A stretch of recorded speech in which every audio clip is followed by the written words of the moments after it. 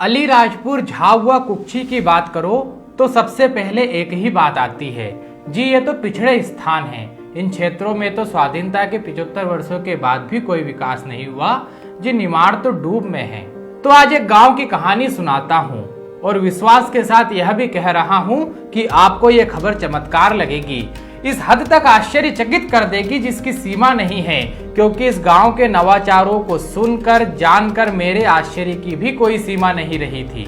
सच में ये कहानी या खबर, इसे आप जो भी कहे, ये आपकी देह में स्फुरण पैदा कर देगी। नवादपुरा नाम का एक गांव जो धार से 85 किलोमीटर दूर नर्मदा मैया के तट पर बसा है। जनसंख्या लगभग 1200 है। एक पॉइंट और नोट कर लीजिए कि ये गांव जनजाति बहुल गांव है। इस पॉइंट के नोट करते ही आपके मन में क्या आया होगा पता नहीं, लेकिन हम लोग जब किसी गांव में स्वच्छता, अच्छी शिक्षा, सामाजिक समरसता, गोपालन में नवाचार, पर्यावरण संबंधी कोई कार्य या और भी कोई अच्छा कार्य या इनमें से कोई एक भी देख लेते हैं तो हमारा मन उस पर स्टोरी करने का होता है। लेकिन इस गांव में तो ये सब कुछ है। ये सब कुछ क्या, इससे भी बहुत कुछ ज्यादा है। इस पर तो पूरी एक फिल्म बन जाए, लेकिन आज ये ट्रेलर ही देख लीजिए।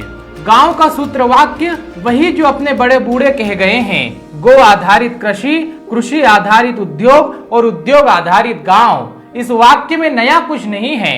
नयापन जो है वो इसे समय के साथ नया करके अपनाने में है। ये गांव की गौशाला है, 22 एकड़ में बनी है।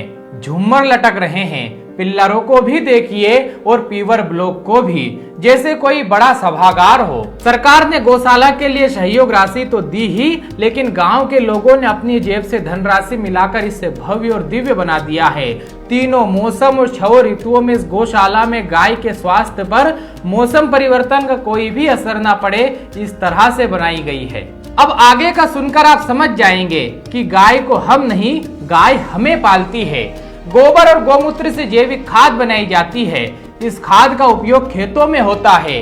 इससे प्रेरित होकर दूसरे गांवों के किसान भी जैविक खाद बनाने का प्रशिक्षण लेने इस गौशाला में आ रहे हैं। इसलिए यहाँ पर एक प्रशिक्षण केंद्र भी बनाया गया है, एक प्रयोगशाला भी बनाई गई है। गौशाला के क्षेत्र में ही चारागाह बनाया गया है, जिसमें गायों के लिए खास नस्ल का चारा उगाया जाता है। और एक बड़ी बात, जिसमें विज्ञान, प्रकृति संरक्षण और संस्कृति तीनों दिखती है। हालांकि तीनों एक दूसरे के पूरक ही हैं। गौशाला में नवग्रह नक्षत्र वाटिका बनाई गई है, जिसमें 9 नवग्रहों, 12 राशियों और